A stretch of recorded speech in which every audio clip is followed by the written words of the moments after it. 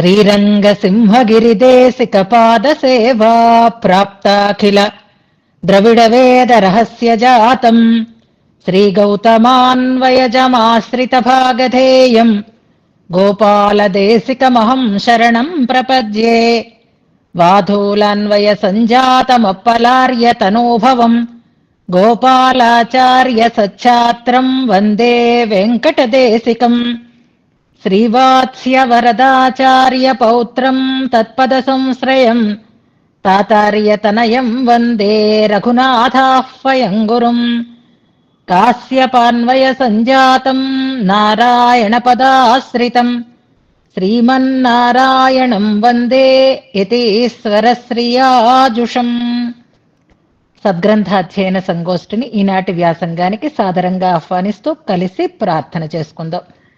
శ్రీపరాశర భట్టార్యః శ్రీరంగేశ పురోహితః శ్రీవత్సాంకసుత శ్రీమాన్ శ్రేయసే మేస్తు భూయసే.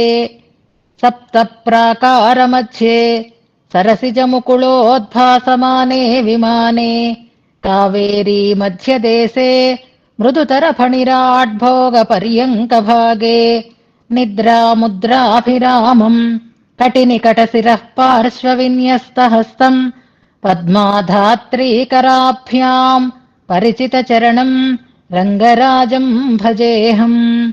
యద్బృందావన పండితం దధిరవైర్యత్తాండవం శిక్షితం యల్లక్ష్మీకరసౌఖ్యసాక్షి జలజప్రస్పర్ధమానర్థయత్ యద్భక్తేష్వజలస్థలజ్ఞమపి యద్దోచ్య ప్రసంగోత్సుకం తద్విష్ణోః పరమం పదం వహతు నః శ్రీరంగిణో మంగళం. శ్రీస్తనాభరణం తేజః శ్రీరంగే శయమాశ్రయే చింతామణిమివోద్వాంతం ఉత్సంగే అనంతభోగినః. ఈనాడు గోష్ఠికి స్వాగత వచనాలని తెలియచేస్తూ నిన్నటి పాఠ్యాంశాన్ని సంక్షిప్త మధురంగా మన ముందు మననం చేసి ఉంచినటువంటి సౌజన్య గారిని మనసారా అభినందిస్తున్నాను. వీడియో ఆన్ అవ్వలేదు. లక్ష్మీ సౌజన్య గారు నూజివీడు అంటే మన ఉషా ఝాన్సీ సౌజన్య గారు ఈ అక్క చెల్లెళ్ళు సౌజన్య గారిని గొంతుకని బట్టి నేను గ్రహించాను. ఎప్పట్లాగే యథాప్రకారం చక్కగా సంక్షిప్తంగా సమర్థంగా విషయాన్ని వివరించారు. దోషాలు నిజంగా ఇవాళ ఏవీ కనపడలేదు. 3 క్రియలని చెప్తూ విషయాన్ని వివరణ చేస్తూ విషయమంతా సమగ్రంగా స్ఫురించేటట్లుగా సమయాన్ని మించకుండా మరొక పర్యాయం మనన తాంబూల సమర్పణం చేసినటువంటి సౌజన్య గారికి పరిపూర్ణమైనటువంటి ఆచార్య అనుగ్రహం ఉంది అని మనం ఈ రకమైనటువంటి వ్యాసంగంలో చూపిస్తూ ఉండేటటువంటి శ్రద్ధ ద్వారా గ్రహించవచ్చు. మనకి రంగనాథుడి దాస్యాన్ని ప్రార్థించేటటువంటి శ్లోకం చాలా పెద్దది. ఇంకా ఇవాళ ఎన్నో విశేషాలను మనం అనుసంధానం చేసుకుంటాం. నిన్న చెప్పుకున్న అంశాలన్నింటినీ చక్కగా పరామర్శిస్తూ అంతకుముందు శ్లోకంలో చెప్పబడినటువంటి స్వామి యొక్క రక్షకత్వం, అనిష్ట నివృత్తి, ఇష్టప్రాప్తి అనే అంశాలను కూడా స్ఫురిస్తూ చక్కగా మననం చేసి మనకి మళ్ళీ విషయాన్ని స్ఫురణకి తెచ్చినటువంటి సౌజన్య గారికి ఆచార్య అనుగ్రహం, భగవద్ అనుగ్రహం పరిపూర్ణంగా ఉండాలి అని ప్రార్థన చేసుకుంటూ ఈనాటి మన వ్యాసంగాన్ని ప్రారంభం చేసుకుందాం. ఇలాంటి వాళ్ళు పెద్దలు మిగిలిన వారికి అందరికీ కూడా మార్గదర్శకులు. వీళ్ళు మొదటి నుంచి కూడా చక్కటి ఆచార్యులని ఆశ్రయించి ఆ సంప్రదాయాన్ని గ్రహించి సంప్రదాయ పద్ధతిని పాటిస్తూ గ్రంథాధ్యయనం చేస్తూ దాని మీద ఉండేటటువంటి అభిరుచితో చక్కగా దాన్ని మళ్ళీ అనగలిగేటటువంటి శక్తిని సంపాదించుకున్నారు.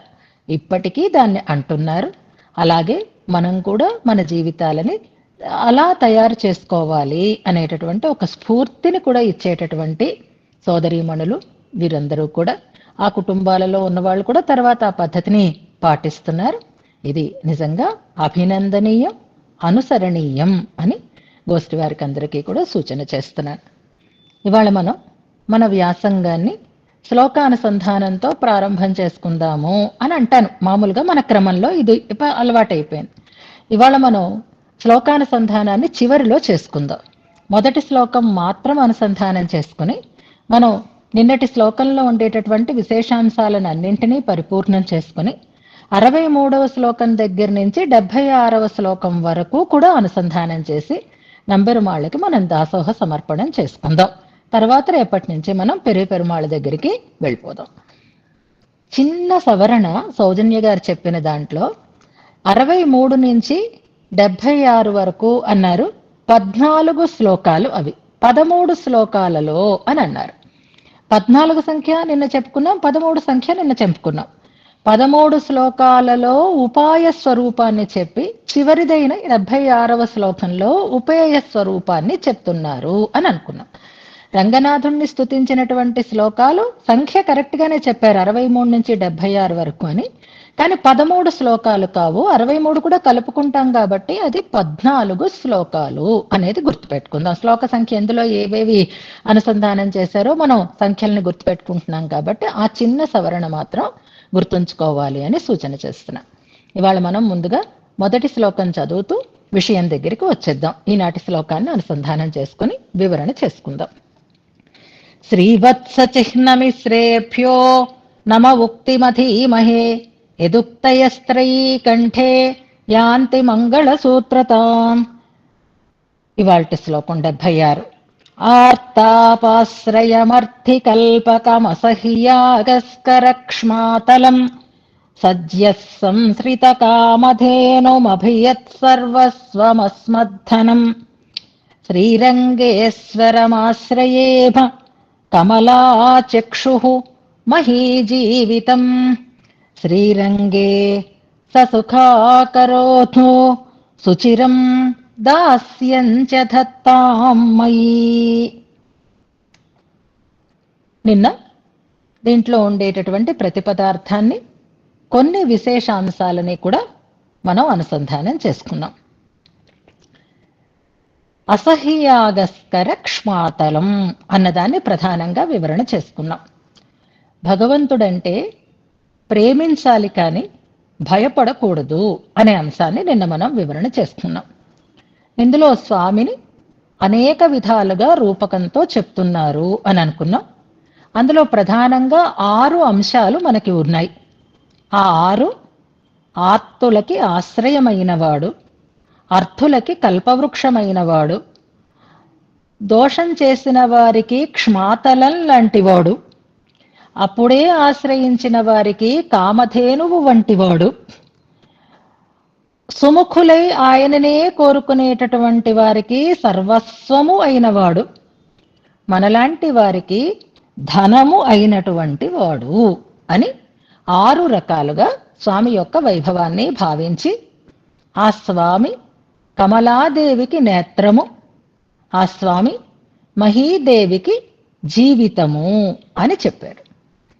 అలాంటి స్వామి శ్రీరంగంలో నాకు సదా సౌఖ్యమును కలిగించాలి, అంతేకాదు తన దాస్యాన్ని కూడా నాకు అందించాలి అనే విషయాన్ని చెప్పారు.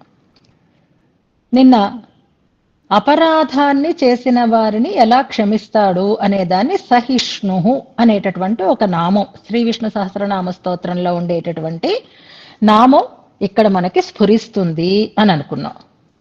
సాధారణమైన అసాధారణమైనటువంటి దోషాలు అన్నింటినీ క్షమిస్తాడు అని నిన్న వైకుంఠ స్తవంలో ఒక శ్లోకం కూడా గుర్తు చేసుకున్నాం. యద్బ్రహ్మకల్ప నియుతానుభవేప్యనాస్యం అనేటటువంటి శ్లోకం ద్వారా స్వామిని ఆశ్రయిస్తే ఆశ్రయించినటువంటి వారికి అందరికీ కూడా ఆయన కల్పవృక్షము అనే మాటని ఇవాళ మనం తెలుసుకుంటూ ముందుకి సాగుదాం. ఈ శ్లోకం మనం చివరిలో చదువుకోవలసినవి కూడా నిన్న 2 పాశురాలు అలాగే ఉన్నాయి, అవి ఇవాళ చదువుకుంటాము.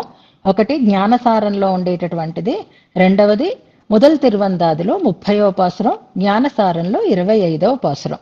అది కాకుండా తిరువాయుమొழிలో 7, 10, 11 7, 10, 11 ఆయిర నామములు ఆయిర పాసురములు అనేటటువంటి భావనని కలిగించేటటువంటి ఒక పాసురం ఇవాళ మనం కలుపుకుంటాం. ఈ 3 చివరిలో అనుసంధానం చేసుకుంటాం.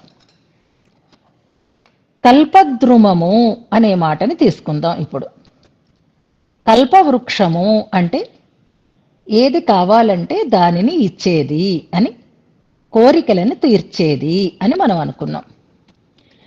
ఈ శ్లోకం అందులో ప్రధానంగా కల్పవృక్షం అనేటటువంటి మాట దగ్గర మనం భగవద్గీతలో ఒక శ్లోకాన్ని, రామాయణంలో ఒక శ్లోకాన్ని సమన్వయం చేసుకోవాలి. రామాయణం శ్లోకము భగవద్గీత శ్లోకాన్ని మనకి తెలియచేస్తోంది అని అనుకున్నాం. మొన్న మనం దాన్ని వివరంగా తెలుసుకున్నాం. తార చెప్పినటువంటి శ్లోకము అని అనుకున్నాం. నివాస వృక్ష సాధూనాం అనేటటువంటి శ్లోకంలో భగవద్గీతలో స్వామి తన దగ్గరికి వచ్చిన వారిని అందరినీ ఎలా తృప్తిపరుస్తాను అని చెప్పాడో ఆ విషయం అక్కడ చెప్పబడింది అని అనుకున్నాం. ఆర్తో జిజ్ఞాసు, అర్థార్థి, జ్ఞాని అని నాలుగు కేటగిరీస్ అక్కడ చెప్పాడు స్వామి. అవన్నీ ఇక్కడ సమన్వయం అవుతాయి మనకి. అది కూడా మనం చివరిలో సమన్వయం చేసుకుందాం. కల్పవృక్షం అన్నదానికి 4 రకాలుగా అర్థాలను మనకిస్తున్నారు. అర్థికల్పకం అని స్వామిని ప్రస్తావన చేస్తారు, ప్రస్తుతిస్తారు. అది దివ్య ప్రబంధాలలోనూ కనిపిస్తుంది, స్తోత్రాలలోనూ కనిపిస్తుంది. దివ్య ప్రబంధాలలో నమ్మాళ్వార్ల దివ్య ప్రబంధంలో ఎనక్కే తన్నై తంద కర్పగం అనేటటువంటి ప్రయోగం, అది మనం ఇంతకు ముందు చదువుకున్నాం. కర్పకము, కల్పవృక్షము అని అర్థం. అలాగే యామునాచార్యుల వారి స్తోత్రంలో అర్థికల్పకం అనేటటువంటి పదం ఉన్నటువంటి శ్లోకం జ్ఞాపకం చేసుకుందాం. అలాగే భగవద్ రామానుజుల వారి యొక్క ప్రయోగంలో మనకి అర్థికల్పక, ఆపత్సఖ అని వినిపిస్తూ ఉంటుంది. అంచేత ఈ అర్థికల్పకుడు అనేటటువంటి ప్రయోగం మనం బాగా అర్థం చేసుకోవాలి. దీనికి 4 రకాలైనటువంటి సమన్వయాలని ఇక్కడ మనకి వ్యాఖ్యానంలో చెప్తున్నారు. ముందు 3 సమన్వయాలు కూడా యామునాచార్యుల వారి అర్థికల్పకం అనే ప్రయోగం దగ్గర చేయబడినవి. అది కాకుండా మరొక విశేష అర్థాన్ని కూడా ఇక్కడ మనకి తెలియచేస్తున్నారు అని అనుకుందాం.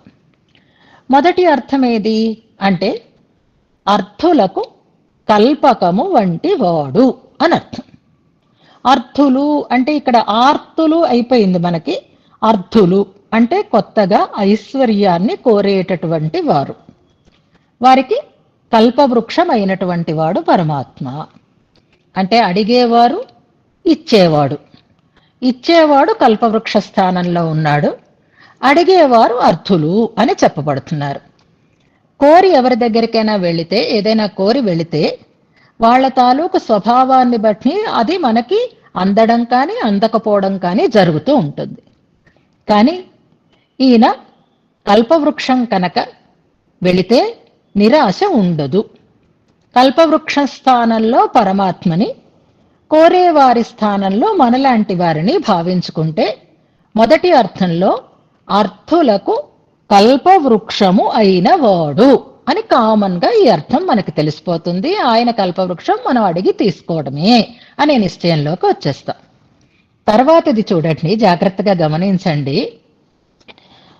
అర్థులని కల్పవృక్షాలుగా భావించేవాడు. ఇది అర్థం చేసుకోవడం కష్టం. అర్థులని కల్పవృక్షాలుగా భావించేవాడెవడో ఆయన అర్థికల్పకుడు అంటాడు. అడుక్కునేవాళ్ళు కల్పవృక్షాలేమిటి? అర్థులని కల్పవృక్షాలుగా భావించడం అనేది ఎలా సరిపోతుంది అంటే, ఇక్కడ కల్పవృక్షానికి ఉండేటటువంటి గుణం ఏమిటి? ఔదార్యం. అందుకే ఏది అడిగినా అది అందిస్తోంది. ఆ ఔదార్యం అర్థులలో చూస్తాడు పరమాత్మ. ఇచ్చే తనని చూసుకోడు, పొందేటటువంటి వాళ్లల్లో ఔదార్యాన్ని చూసేవాడు అవుతాడు. ఇది తమాషా. అంటే భగవంతుడికి ఉండేటటువంటి ఆ సౌహార్దం ఎంత అద్భుతంగా ఉంటుంది అంటే, వాళ్ళు అడిగేరు కనుక నేను ఇచ్చాను, లేకపోతే అడగకపోతే నేనెలా ఇవ్వగలుగుతాను అని అడిగే వాళ్ళు ఎంత ఉదారంగా అడిగారో, ఎంత ఉదారమైన మనస్సో, ఎంత గొప్పవాళ్ళో, గొప్పవాళ్ళు కనుక అడిగేరు, గొప్పవాళ్ళు కనుక అడిగేరు అని భావిస్తాడట ఆయన. ఇది ఔదార్యానికి ఒక పై మెట్టు అన్నమాట. ఇచ్చేవాడు తనని ఉదారుడు అని అనుకోకుండా ఉదారాహ సర్వ ఏవైతే, వీళ్ళందరూ ఉదారులు కాబట్టే నేను, వాళ్ళు నన్నే అడుగుతున్నారు, ఇంకొకళ్ళ దగ్గరికి వెళ్ళటం లేదు, ఏది కావాలన్నా నా దగ్గరికే వస్తున్నారు అని నలుగురిని కూడా ఉదారులు అని సంభావిస్తాడు స్వామి. అంచేత అర్థులు ఆయనకి ఉదారులు అంటే కల్పవృక్షము వంటి వారు. అలా అర్థులని కల్పవృక్షంగా కలిగినటువంటి వాడు కనుక ఆయన అర్థికల్పక అని అంటారు. నిజంగా ఈ మాటని మనం జాగ్రత్తగా అర్థం చేసుకోవాలి. ఇప్పుడు ఏదైనా ఒక మంచి పని చెయ్యాలి అంటే ఆ మంచి పని చెయ్యటానికి ఒక వ్యక్తి సిద్ధపడితే చాలదు, చాలా మంది దానికోసం సహకరించే వాళ్ళు ఉండాలి, ఆ పనిలో సమన్వయం చేసేవాళ్ళు ఉండాలి. అలా ఉన్న వాళ్ళని చూస్తే ఎంత మంచివాళ్ళు, ఎంత మంచివాళ్ళు, ఎంత మంచివాళ్ళు అని అనిపిస్తుంది అనమాట. అంచేత భగవంతుడి భావన అడిగినా సరే వాళ్ళల్లో ఔదార్యాన్నే చూస్తున్నాడు కానీ దైన్యాన్ని చూడటం లేదు కనుక అర్థికల్పకుడు అనంటే అర్థులే కల్పకములుగా కలిగినటువంటి వాడు అని ఒక అర్థాన్ని చెప్తారు. మనం ఒక శ్రీరంగనాథ సంభావన అని ఒక ప్రాజెక్ట్ చేద్దాము అని అనుకున్నాం.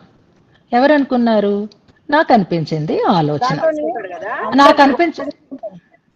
ఆ ఆలోచన నాకు అనిపిస్తే ఆ ఆలోచనని నేనొక్కదాన్ని అమలులో పెట్టలేను. అమలులో పెట్టాలి అంటే, ఆ పనిని మనం చెయ్యాలి అంటే మరికొంతమంది ఇందులో అన్వయించాలి. ఆ అన్వయించే వాళ్ళు ఉంటారా ఉండరా అనేటటువంటి ఒక బెంగ మనస్సులో ఉంటుంది మొదట ఆలోచన వచ్చిన వాళ్ళకి కదా. ఎవరు చేస్తారు ఇలాంటి పనులు అని అనిపిస్తుంది. కానీ మేం చేస్తాం అని ఎవరైనా వచ్చారనుకోండి, అప్పుడు వాళ్ళని చూస్తే అబ్బా ఎంత మంచి వాళ్ళు, ఎంత ఉదారులు, ఎంత శ్రద్ధ కలిగిన వాళ్ళు అని, వాళ్ళు ఇందులో పాలు పంచుకుంటున్నారు కాబట్టి ఈ పని మనం చేయగలుగుతున్నాము అనేటటువంటి భావన మనకి కలగడం సహజం.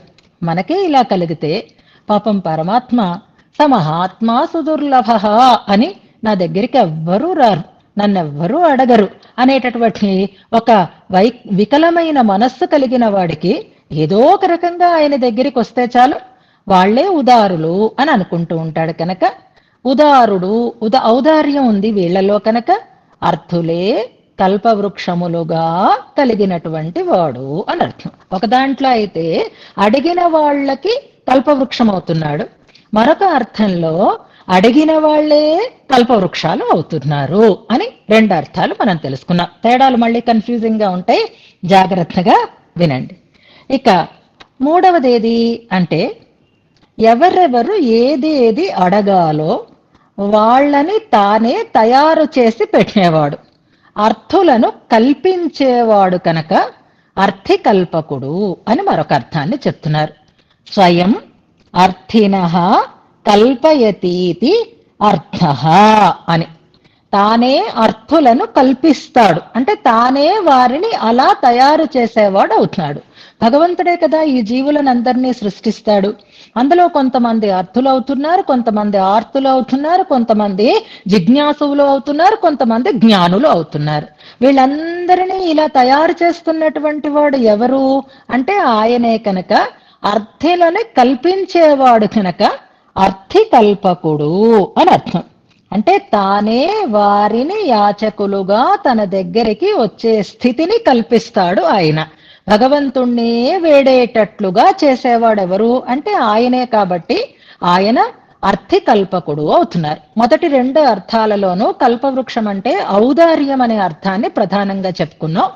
ఇందులో కల్పయతి అంటే ఈ స్వామికి సర్వశక్తిమంతుడు కాబట్టి ఆయన నియమనంతో ఇది జరుగుతుంది అనే అర్థంలో అర్థికల్పకుడు అన్నదానికి మరొక అర్థాన్ని మనం ఇందులో తెలుసుకుంటున్నాం. ఇవన్నీ కాదండి, ఇంతకంటే అందమైనటువంటి మరొక అర్థాన్ని చెప్తున్నారు, జాగ్రత్తగా వినండి. అర్థినం కల్పవృక్షం కరోతి. మామూలుగా రెండవ అర్థంలో అయితే తన మనస్సులో వాళ్ళని సంభావించాడు ఉదారులు అని, కానీ నిజానికి అలా భగవంతుడి దృష్టిలో ఔదార్యం కాదు, నిజంగానే వాళ్ళు కల్పవృక్షాలు అయిపోయేటట్లుగా చేస్తాడట పరమాత్మ. ఎవరిని? అడిగేవారిని, యాచకులని కల్పవృక్షంగా చేసేస్తాడు. కల్పవృక్షంగా చేసేస్తాడు అంటే ఏ కొరత లేకుండా చేస్తాడు. ఎవరైనా వాళ్ళని వచ్చి అడిగే అంత ఉన్నతిని వాళ్ళకి కలిగిస్తాడు, అంత సంపదని వాళ్ళకి కలిగిస్తాడు అని మరొక అర్థాన్ని కూడా చాలా అందంగా మనకి తెలియచేస్తున్నారు. ఇది చాలా అద్భుతమైనటువంటి మాట. ఎవరైనా సరే మనకి మంచి గురువులు ఎలా ఉండాలి అంటే, ఆ గురువు తన శిష్యుణ్ణి తనలాగే తయారు చేసేయాలి. ఆ శిష్యుల్లో ఆ గురువు మనకి కనపడాలి అన్నమాట. ఇక్కడ ఒక చిన్న సన్నివేశం మీకు చెప్తాను. యాదవాభ్యుదయం అని ఒక కావ్యం ఉంది. వేదాంత దేశకులు రచించినటువంటి కావ్యం. మనం అది కూడా ఒక ప్రాజెక్ట్ పెట్టుకున్నాము. పెరియాళ్వారు తిరుమల సేవించినప్పుడు యాదవాభ్యుదయంలో ఉండేటటువంటి శ్రీకృష్ణ అనుభవాన్ని కూడా కలుపుకుంటూ చేసుకుందాము అని అనుకున్నాం. ఆ కావ్యానికి పేరు యాదవాభ్యుదయం. యదుకులంలో పుట్టిన వారి యొక్క వైభవాన్ని అంతటినీ వర్ణిస్తారు. అందుకే అందులో కృష్ణ చరితం కూడా మనకి వస్తుందన్నమాట. దానికి ప్రారంభంలో వేదాంత దేశకులు యదువుని గురించి వర్ణిస్తారు. యదు చక్రవర్తి, యదువు ఆయనే కదా, యాదవులు అని అందుకే కదా వచ్చింది. నహుషుడు, నహుషుని కుమారుడు యయాతి, యయాతి కుమారుడు యదువు. ఆ యదువుకు ఉండేటటువంటి ఔదార్యాన్ని గురించి వర్ణిస్తారు 3 శ్లోకాలలో. తర్వాత శ్లోకం చదువుతాను, వినండి ఎంత అందంగా ఉంటుంది అంటే ఈ భావన. ఆ యదువు దగ్గరికి వచ్చి ఎవరైనా ఏదైనా అర్థిస్తారట, ఆయన వాళ్ళకి ప్రతివచనం చెప్తాడట. అలాగే అని అంటాడు. ఆయన ప్రతివచనం వాళ్ళకి ఎలా ధ్వనిస్తుంది అంటే, ఆయన దాన్ని వాళ్ళకి అలాగే అని అనడం వాళ్ళు దాన్ని పొందడం, ఇవి ఏ మాత్రం ఆలస్యం కాకుండా జరిగిపోతున్నాయట. యదు చక్రవర్తి యొక్క సమాధానం అర్థులకి ఎలా అనిపిస్తుంది అనంటే, వెంటనే వాళ్ళకి ఎలాంటి భావన కలుగుతుంది అనంటే, లక్ష్మీదేవి చేతిలో విలాసంగా పట్టుకున్నటువంటి ఆ కమలం మీద వాలినటువంటి తుమ్మెదల ఝంకారం వాళ్ళ చెవుల్లో వినిపిస్తుందిట. ఎవరి చెవులలో? యాచకుల చెవులలో. ఎప్పుడు? వాళ్ళు అడిగిన వెంటనే. అంటే అర్థం ఏమిటి? అడిగిన వెంటనే ఆయన తన సర్వస్వాన్ని, తన సంపదని వాళ్ళకి ఇచ్చేస్తున్నాడు. ఇప్పుడు వెంటనే ఏ మ్యూజిక్ వాళ్ళకి వినిపించింది? యదు చక్రవర్తి మాటలు కాదట, ఆ తుమ్మెదల ఝంకారం వినిపించేటట్లుగా ఉంటుంది ఆయన ప్రతివచనం అంటారు.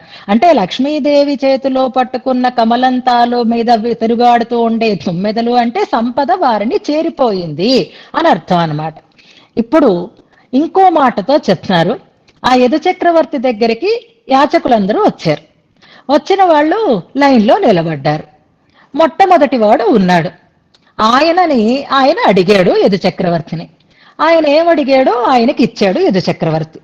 నెక్స్ట్ అని అనాల్సిన అవసరం లేదుట. ఎంచేత అంటే లైన్ కదలక్కర్లేదు, లైన్ ఉండదు కూడా. కారణం ఏమిటి అంటే, ఆ మొదట అడిగినటువంటి ఆ యాచకుడు ఎవరైతే ఉన్నారో ఆయనకి అడిగిన దానికంటే అధికంగా ఇస్తాడట. ఇదేం పెద్ద విషయం కాదు. కానీ ఎంత అధికంగా ఇస్తాడు అంటే, ఆయనకిచ్చినది ఆ తర్వాత ఉండేటటువంటి యాచకులకందరికీ వాళ్ళకి కావలసినంత ఇచ్చినా ఈయన దగ్గర తరగకుండా ఉండేటట్లుగా ఇస్తాడు అంటారు. అంటే ఆయన దగ్గరికి ఒకసారి వస్తే మళ్ళీ వెళ్ళక్కర్లేదు. ఒకడు అడిగితే ఆయనకి ఇచ్చింది మిగిలిన వారందరికీ పంచడానికి తగినంతగా, తనకి కావలసినంత తాను ఉంచుకుని మిగిలిన వారికి అందరికీ కూడా అందించడానికి తగినంత అధికంగా ఇచ్చేటటువంటి ఔదార్యం కలిగిన వాడు యదు చక్రవర్తి అని అంటారు. అంటే ఇప్పుడు ఏమైంది? వచ్చినవాడు యాచకుడిగా వచ్చాడు మొదటివాడు, కానీ ఆయనే ఇప్పుడు కల్పవృక్షంగా మిగిలిన యాచకులకందరికీ పంచుతున్నాడు అంటారు. ఎంత అందంగా ఉంది! ఔదార్యం అంటే ఇలా ఉండాలి. ఏదైనా ఎవరికైనా ఇవ్వాలి అంటే 10 సార్లు వాళ్ళ చేత అడిగించుకోకూడదు, 10 మంది తన దగ్గరికి వచ్చేటట్లుగా చేసుకోకూడదు. ఇది ఆయనలో ఉండే ఔదార్యం అని వర్ణిస్తాడు. అంచేత అర్థికల్పకుడు అంటే అర్థం ఏమిటి?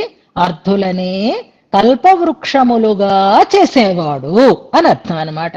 అర్థులకి కల్పవృక్షమైనవాడు అని ఒక అర్థం. అర్థులనే కల్పవృక్షములుగా భావించేవాడు అని ఒక అర్థం. అర్థులుగా కల్పించేటటువంటి వాడు అని ఒక అర్థం. అర్థులనే కల్పవృక్షములుగా చేసేవాడు అని అర్థం అనమాట. అర్థికల్పకం అనడంలో అడగండి, అలాంటి భగవంతుడు మన దగ్గర ఉన్నాడు. మనం ఏదడిగినా ఆయన మనకి లేదనకుండా ఇచ్చేటటువంటి స్వభావం కలిగినవాడు. అందుకే ఆ దివ్యాస్త్ర పుష్పిత చతుర్భుజం అత్యుదారం అంటారు. అత్యుదారం, అంత ఔదార్యం కలిగినటువంటి వాడు ఆయన అని రంగనాథుడి దగ్గర మనకి నంబెరుమాళ్ళ దగ్గర కోరిన కోరిక తీరదు అనేటటువంటి సందేహమే అక్కర్లేదు. ఆయనని మనం ప్రార్థించడమే అలా మనకి అందించేటటువంటి వైభవం కలిగిన వాడు అని ఒక మాటని చెప్తున్నారు. కల్పవృక్షం అయిపోయింది, కామధేనువు దగ్గరికి వద్దాం మనం. కామధేనువుతో పోలుస్తున్నారు. అభియత్ సద్య సంశ్రిత కామధేను అంటున్నారు. సద్య అంటే అప్పుడే, వెంటనే అని అర్థం అనమాట. సంశ్రిత ఆశ్రయించిన వారి విషయంలో కామధేను, కామధేనువు అయినటువంటి వాడు అని ఒక అర్థాన్ని చెప్తున్నారు. ధేనువుకి ఉండేటటువంటి ఒక లక్షణం మనం ఇందులో గమనించాలి. స్వామిలో అపరాధ సహిష్ణుత్వం అనే దాన్ని అక్కడ ఎలా మనం చెప్పుకున్నామో, ఈ శ్లోకాన్ని బట్టి, ఈ రూపకాన్ని బట్టి మనకి స్వామిలో ఉండేటటువంటి వాత్సల్యం అనే ఒక లక్షణం ఇందులో చెప్పబడుతుంది. స్వామి సహస్రనామాలలో వత్సలహ అని కూడా ఒక పేరు ఉంది. వత్సరో, వత్సలో, వత్సీ అనేటటువంటి శ్లోకం జ్ఞాపకం చేసుకుందాం. వత్సలహ అనే పదానికి అర్థం ఏమిటి అంటే, ఎవరైతే ఉత్సాహంతో తన దగ్గరికి చేరతారో వాళ్ళని అమితంగా ఇష్టపడేటటువంటి వాడు అని అర్థం. వత్సం అంటే దూడ అనేది మామూలు అర్థం. ఈ వత్సల శబ్దానికి అమితంగా ఇష్టపడడం అంటారు. అది కూడా ఆయన స్వభావం. ఎలాంటి స్వభావము అంటే ధేనువుకి ఉండేటటువంటి స్వభావం. ధేనువు ఒక గోవు కొత్తగా ఈనితే అంతకు ముందు కూడా చాలా కాన్పులు అయి ఉంటాయి, అంతకు ముందు కూడా దానికి ఎంతో సంతానం ఉంటుంది. కానీ అప్పుడే ఈనినటువంటి దూడ పట్ల దానికి చాలా ప్రేమ ఉంటుంది. అలాంటప్పుడు ఆ గోవు స్థితి ఎలా ఉంటుంది అనంటే, కోపం ఒక పక్క ఉంటుంది, ప్రేమ ఒక పక్క ఉంటుంది, ఆ దగ్గరికి తీసుకునేటటువంటి స్థితి ఒక పక్క ఉంటుంది. గోవులని పెంచే వాళ్ళకి ఇది బాగా అర్థమవుతుంది, వాటితో కలిసిమెలిసి ఉండేటటువంటి వారికి. కోపం దేనికి అంటే హుంకరిస్తూ ఉంటుందిట. దేనికోసం? ఆ దూడ దగ్గరికి ఎవరైనా వస్తారంటే రానివ్వకుండా తనే దాన్ని సంరక్షించుకుంటూ ఉంటుంది. ఎవరైనా రావడానికి భయపడేటట్లుగా హుంకారాలు చేస్తూ ఉంటుంది గోవు. అంతేకాదు, దూడని ప్రసవించేది దానికి పాలు బాగా నిండి స్రవిస్తూ ఉంటాయి. దూడ ఇంకా తాగను, కానీ ఆ పాలు స్రవిస్తూ ఉంటాయి. ఆ చేపు వల్ల ఒక రకమైనటువంటి వేదనని అనుభవిస్తూ ఉంటుంది. అంతేకాదు, ఆ దూడకుండేటటువంటి దోషాన్ని తన నోటితో నాకుతూ ఉంటుంది అని ఆ పదాలు కూడా మనకి, ఆ వ్యాఖ్యానాల పదాలు కూడా మనకి ఇందులో ఇచ్చారు. అలా కోపము, ప్రేమ, అంతేకాదు ఇంకేం చెయ్యాలి అనేటటువంటి ఒక కింకర్తవ్యత విమూఢత అంటారు. మనకి చూడండి ఇందులో ఉంది, నహి సహి చిరం పరిచీయమానేష్వపి శరణాగతేషు. భగవంతుడు కూడా అలాగే ఉంటాడట. ఎప్పటి నుంచో నీకు నేను దాసుడని అని కొంతమంది డిక్లేర్ చేసుకుంటాడు. ఎందుకని అంటే ఎంద తందై ముందై అని పాపం పెరియాళ్ళవార్ల లాంటి వాళ్ళు ఎన్ని రోజుల నుంచి, ఎన్ని తరాల నుంచి నిన్ను పట్టి ఉన్నావయ్యా స్వామి అని వాళ్ళు పాతగా ఆశ్రయించిన, ఎప్పటి నుంచో ఆశ్రయించి ఉన్నవాళ్ళు అనమాట వాళ్ళు. అలా కాకుండా శరణాగతేషు తస్యాపి హేతోహో, ఎందుకో వాళ్ళ మీద కోపం తెచ్చుకుంటాడు. సద్య ప్రసూతేష్వివ వత్సేషు, అప్పుడే ఆశ్రయించినటువంటి వారు కొంతమంది ఉంటారు. ఇప్పుడు ఎప్పటి నుంచో ఆశ్రయించిన వారిని కూడా కాస్త ఔదాసీన్యం చూసి అప్పుడే ఆశ్రయించినటువంటి వారిని కాపాడుకునేటటువంటి ధేనువు యొక్క లక్షణాలు ఎలా ఉంటాయిట అంటే సహుంకారాహ, హుంకరిస్తూ ఉంటాయి. అంటే దగ్గరికి రానివ్వకుండా అవి హుంకారాన్ని చేస్తూ ఉంటాయి.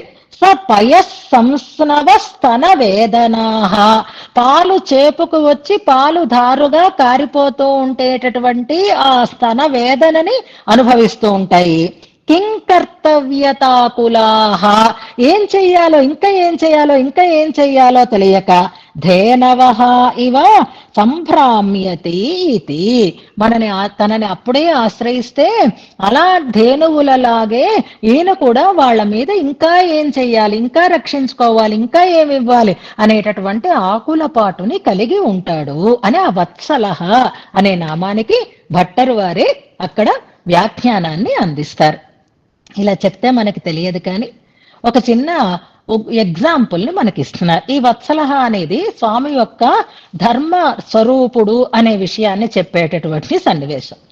ఆయన ధర్మం ఏమిటి అంటే శరణాగత రక్షణం అనేది ఆయన ధర్మం. విదిత స్వహి ధర్మజ్ఞ శరణాగత వత్సలహ, రావణాసురుడితో చెప్తుంది సీతామ్మవారు సుందరకాండలోది ఇది. నువ్వు ఆయనతో మైత్రి చేసుకో, నిన్న ఆయన శిక్షిస్తాడని అనుకోకు. ఆయనకి తన దగ్గరికి వస్తే చాలు ఆనందమే, ప్రేమే. ఆ ప్రేమతో ఆయన నిన్ను స్వీకరిస్తున్నాడు. ఆయనతో నువ్వు ఆశ్రయించు అని కూడా అనదు, స్నేహం చేసుకో అని చెప్తుంది. ఎందుకంటే శరణాగత వత్సలః ధర్మజ్ఞః అని సీతాదేవి ఆయన యొక్క ధర్మాన్ని స్పష్టం చేస్తుంది అక్కడ. అలా ఉంటాడా అనంటే ఆయన నిరూపించుకుంటాడు ఆ మాటనే తర్వాత. ఇంత ప్రేమగా సీతాదేవి చెప్పి రాముణ్ణి నమ్మి ఉన్నటువంటి సీతాదేవి గురించి రామచంద్ర స్వామి సుగ్రీవుడు వెళ్లి రావణాసురుడితో దెబ్బలు తిని వెనక్కి తిరిగి వచ్చిన తర్వాత ఆయనని కాస్త మందలిస్తాడు. ఎందుకు ఇలా తొందరపాటు పడ్డావు, నీకేమైనా అయిందనుకో, నాకింక సీతతో పనే ఉంది అంటాడు ఆయన. ఇది త్వయి కించిత్ సమాపన్నే కింకార్యం సీతయా మమ, నేను ఇంకా సీతాదేవిని తెచ్చుకుంటే ఎంత లేకపోతే ఎంత, సీతాదేవితో నాకింకేమిటి పని అంటాడు ఆయన. అంటే ఇప్పుడు సీతాదేవి ఎక్కువైందా సుగ్రీవుడు ఎక్కువైనాడా ఆయనకి?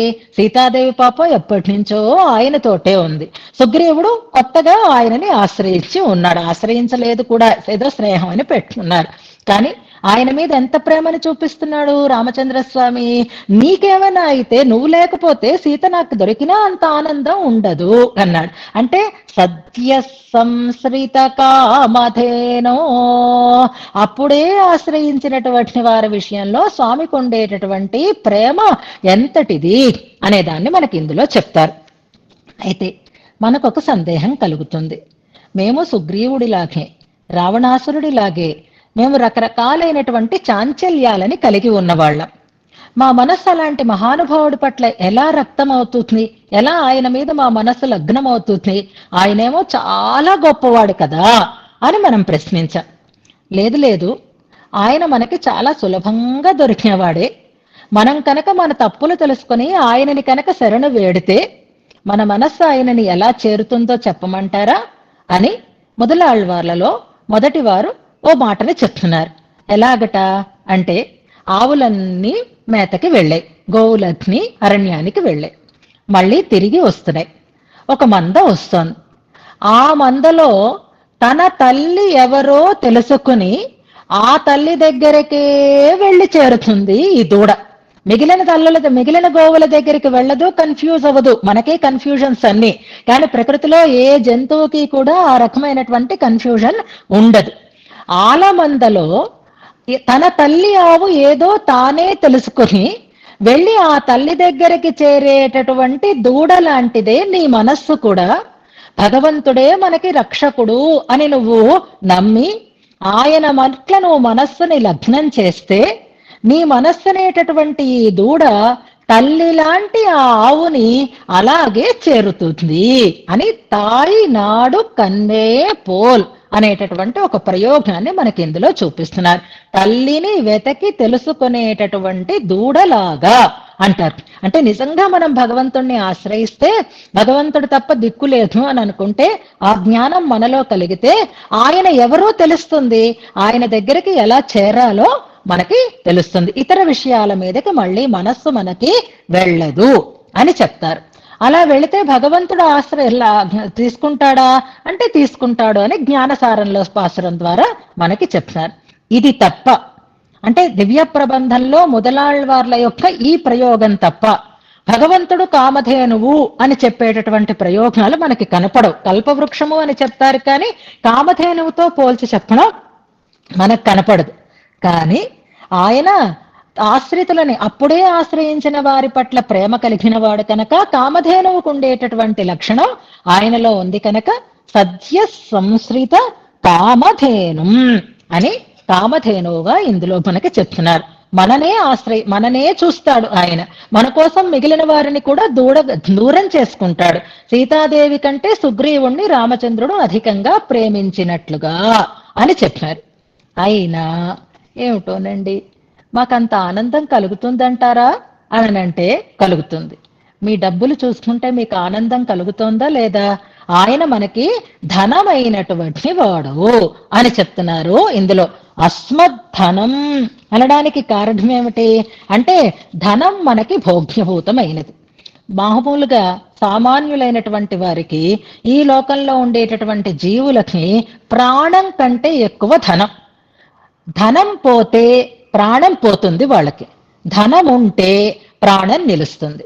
నీకు బిజినెస్ లో నష్టం వచ్చిందిరా అంటే చాలు ప్రాణం విడిచేస్తున్నారు. అంటే ప్రాణం కంటే ఎక్కువగా మనం ప్రేమించేది దేన్ని అంటే ధనాన్ని మనం ప్రేమిస్తాం. అలాంటి ప్రాణం లాంటిదే ధనము అని చెప్పడం కోసం అస్మద్ధనం అన్నారు. మీకు నిశ్చింతగా ఉంటుంది, మీకు రక్షకంగా ఉండేటటువంటి వాడు అవుతాడు ఆయన అనంటూ, అందుకే తెలిసిన వారందరూ ఆయనని సర్వస్వంగా భావిస్తారు అని అభియత్ సర్వస్వం అని తెలిసిన వారు ముముక్షువులైన వారికి సర్వము తానే అయి ఉండేటటువంటి వాడు అంటూ ఇక్కడ ధనం అనడానికి భట్టరు వారి ప్రయోగం మాత్రమే కాదు, దానికి 3 ప్రమాణాలని మనకు చూపిస్తున్నారు. వ్యాఖ్యానంలో ఉన్నాయి, మీరు గుర్తించుకోవడం కొంచెం కష్టం. అందులో ఆళ్వార్ల ప్రయోగం అయితే మనకు వెంటనే తోస్తుంది. వైత్తమానిధి, మనం ఈ పాసురాన్ని 2-3 పర్యాయాలు అనుసంధానం చేసుకున్నాం. వైత్తమానిధియాం మధుసూదననై అని ఈ మధ్యనే కూడా అనుసంధానం చేసుకున్నాం. ఇది ఆళ్వార్ల ప్రయోగంలో నిధి వంటి వాడు. అదే ఆర్ష ప్రయోగం ఋషి ప్రయోగంలో మనం చూసుకుంటే నిధి అవ్యయ అని విష్ణు సహస్రనామ స్తోత్రంలో ఉండేటటువంటి మాటని మనం ప్రమాణంగా తీసుకుందాం. అంటే ఋషి ప్రయోగం ఒకటి ఉంది, ఆళ్వార్ల యొక్క ప్రయోగము మనకొకటి కనిపిస్తోంది. వైత్తమానిధి అని ఆళ్వార్లు చెప్పారు భగవంతుణ్ణి నిధిగా. అలాగే నిధి అవ్యయ అని వ్యాస భగవానుడు చెప్పాడు, అది ఋషుల యొక్క ప్రయోగం. మరి శృతి చెప్పిందా లేదా అంటే శృతికి ఉపబృంహణాలే కదా ఇవన్నీ. శృతి కూడా చెప్పింది, వేదం కూడా చెప్పింది హిరణ్య నిధి అని చెప్పింది. వీటినన్నింటినీ క్రోడీకరిస్తూ మనకి ఇక్కడ భట్టరు వారు అస్మద్ధనం అని చెప్తున్నారు. మనకి భగవంతుడు రంగనాథుడు మన సంపద అని చెప్తున్నారు. ఆ సంపద మాత్రమే కాదు, సంపద బరువు అవుతుంది కానీ నీడనిచ్చి చల్లతనాన్ని ఇచ్చేటటువంటి ఆశ్రయం అవుతుంది అని మనకి చెప్పడంలో ఇప్పుడు ఆర్తః జిజ్ఞాసు అర్థార్థి జ్ఞాని అని నలుగురిని మనం ఎక్కడ సమన్వయం చేసుకోవాలి అంటే ఆర్తాపాశ్రయం అనడంలోనే ఆర్తులు అనేది మనకి స్పష్టమవుతుంది. అర్థి కల్పకం ఇక్కడ కూడా అర్థార్థి అనే పదం సమన్వయం అవుతోంది. అసహ్యాగస్కర క్ష్మాతలం దీంట్లో జిజ్ఞాసువులు, కైవల్య కాములు, ఆత్మకాములు అనేటటువంటి భావన మనకి ఇందులో తెలుస్తోంది. జ్ఞాని అనేది అభియత్ సర్వస్వం, అభియత్ సర్వస్వం, అభియత్ అంటే అభిముఖులైనటువంటి వారు, జ్ఞానులు, భగవంతుడే కావాలి అని కోరుకునేటటువంటి వైభవం కలిగిన వారు జ్ఞానులు.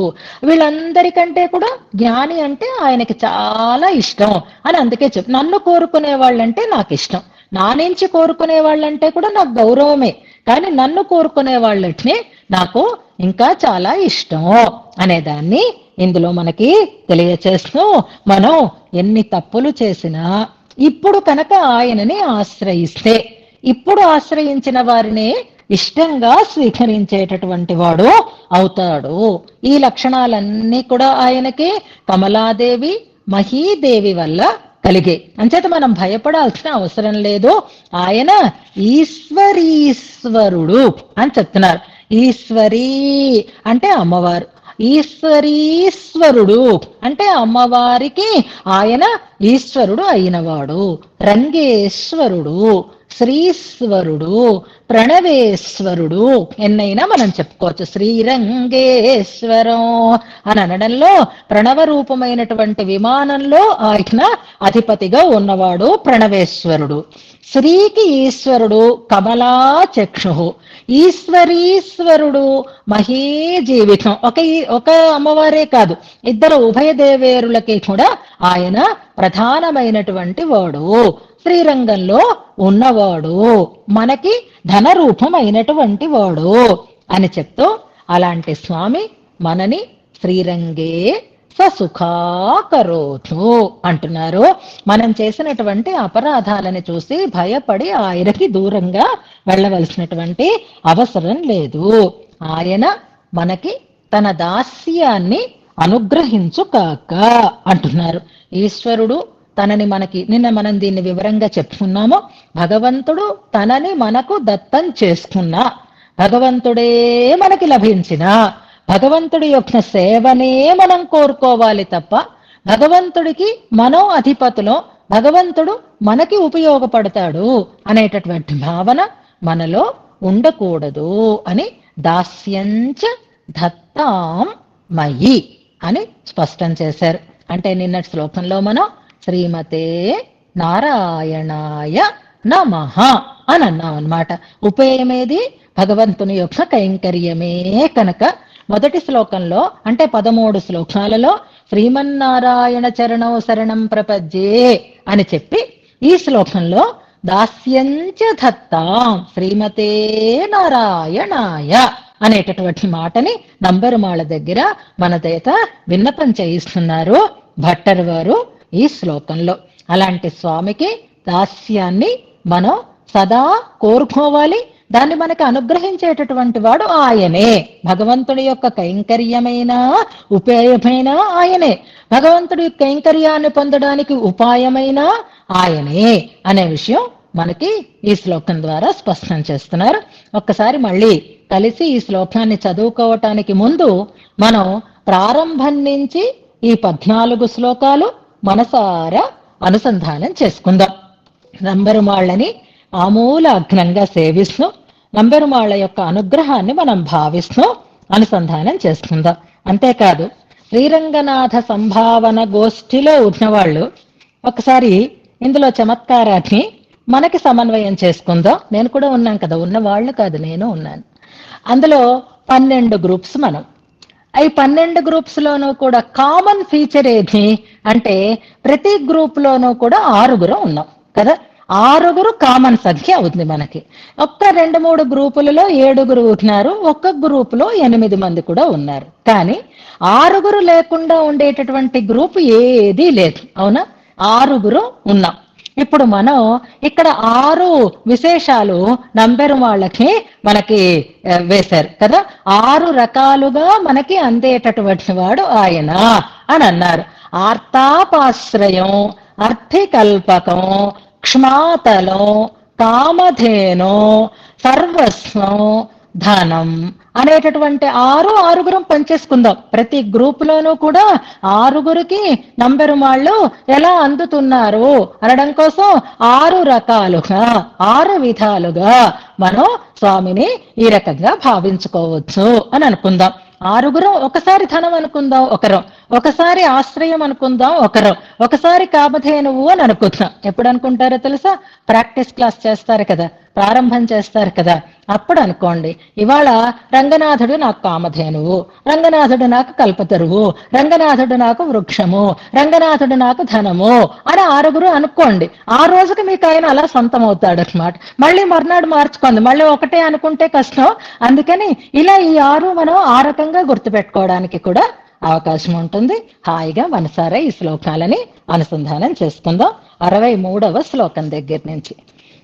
ఉత్ఫుల్ల పంకజ తటాకమివోపయాని श्रीरङ्गराजमिह दक्षिणसव्यसीम्नोः लक्ष्मीम् विहाररसिकामिव राजहंसीम् छायामिवाभ्युदयिनीमवनीम् च तस्याः पिबनयनपुरस्ते रङ्गधुर्याभिधानम् स्थितमिह परिफुल्लत् पुण्डरीकम् तटाकम् श्रियमपि विहरन्ति राजहंसीमिवास्मिन् प्रतिफलनमिवास्याः पश्य विश्वम्भराम् च सौशील्यशीतलमवेलकृपातरङ्ग सम्प्लाविताखिलमकृत्रिमभूमनिम्नम् लक्ष्म्या च वासितमभूमविगाहमानाः श्रीरङ्गराजमिष पद्मसरः प्रसन्नम् सिंहासने कमलया क्षमया च विश्वमेकातपत्रयितुमस्मदसोन्निषण्णम् लक्ष्मी स्वयंवरसनाधितयौवनश्री सौन्दर्यसम्पदवलिप्तमिवालिहीय आपादमूलमणिमौलिसमुल्लसञ्च्या स्वातन्त्र्यसौहृदतरङ्गितयाङ्गभङ्ग्या सख्यम् समस्तजनचेतसि सन्दधानम् श्रीरङ्गराजमनिमेषमनुश्रिया स्म क्षितिकमलनिवासा कल्पवल्ली सलीलोल्लुठन दशदिशोऽद्यद्यौवनारम्भजृम्भः श्रममपहरताम् मे रङ्गधामेति तत्थत् वरमयफलनम्रः पत्रलः पारिजातः सम्भाषमाणमिव सर्ववशं वदेन मन्दस्मितेन मधुरेण च वीक्षणेन दिव्यास्त्रपुष्पितचतुर्भुजमच्युदारम् रङ्गास्पदम् मम शुभाश्रयमाश्रयाणि एते शङ्खगदा सुदर्शनभृतः क्षेमङ्करा बाहवः पादद्वन्द्वमिदम् शरण्यमभयम् भद्रम् च वो हे जनाः इत्यूचुष्य भयङ्करे करतले स्मेरेण वक्त्रेण तत् व्याकुर्वह्निव निर्वहेन्ममधुरम् श्रीरङ्गसर्वम् सहः अङ्गैरहम् प्रथमिकाचरितात्मदानैः आमोदमाननवयौवनसावलेपैः है पारिजातमिव नूतनतायमान शाखाशतम् कथमधीमहि रङ्गधुर्यम् आलोका हृदयाळवो रसवशादीशानमीषत्स्मितम् प्रच्छायानि वचांसि पद्मनिलया चेतः सरव्यम् वपुः चक्षुष्मन्ति गतागतानि तैमे श्रीरङ्गशृङ्गारते भावा यौवनगन्धिरः किमपरम् सिञ्चन्ति चेतांसिनः आयत्किरीटबलिकोल्लसदूर्ध्वपुण्ड्रम् आकर्णलोचनमनङ्कुशकर्णपाशम् उत्फुल्लवक्षसमुदायुधबाहुमर्हन्नीवीञ्च रङ्गपतिमब्जपतिम् अब्जपदम् भजामः अब्जन्यस्तपदाब्जमञ्चितकटी संवादिकौसेयकौ किञ्चित्ताण्डवगन्धिसंहननकम् निर्व्याजमन्दस्मितम् चूडाचुम्बिमुखाम्बुजम् निजभुजा विश्रान्तदिव्यायुधम् श्रीरङ्गे शरदस्वतम् ततैतः पश्येम लक्ष्मीसखौ अग्रे तार्ष्येण पश्चादहिपतिशयनेन आत्मना पार्श्वयोश्च श्रीभूमिभ्यामतृप्त्या नयनचुलुकनैः सेव्यमानामृतौघम्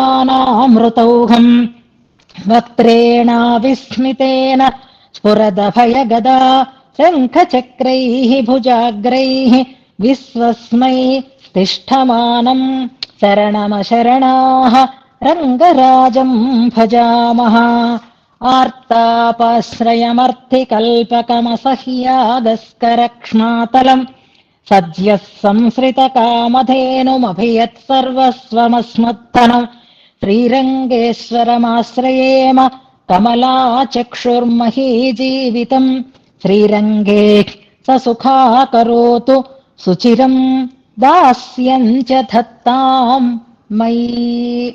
తర్వాత శ్లోకాన్ని ఊరికే అనుసంధానం చేస్తాను, రేపు ఉపదేశాత్మకంగా తెలుసుకుందురుగా. స్వఫణవితానదీప్రమణిమౌళి సుధామరుచి మృదిమ సుగంధి భోగ సుఖ సాయితరంగధనం మదభర మందరోత్స్వసిత నిశ్వసితోత్తరళం ఫణిపతి డోలికాతళిమమాస్వసి మహా ప్రణతాః. ఇక నుంచి మనం పెరియ పెరుమాళ్ళని సేవిస్తాం రేపటి నుంచి. ఏమిటి వాళ్ళ చాలా విచిత్రంగా ఉంది. నిర్ణీతమైన సమయం